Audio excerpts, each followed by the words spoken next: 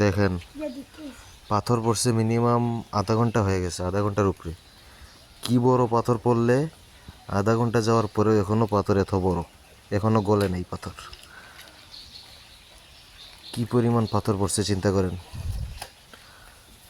আছে আরো, এগুলো তো ছোটো ছোটো ওটা।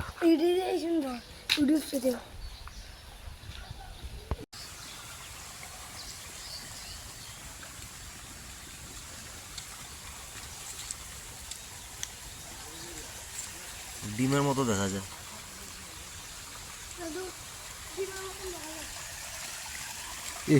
কালো জায়গার মধ্যে সাদা সাদা পাথর।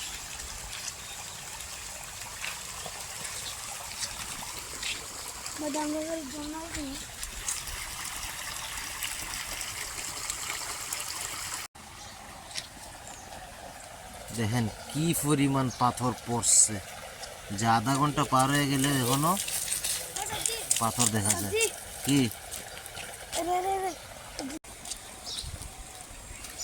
এই যে পাথরের অবস্থা।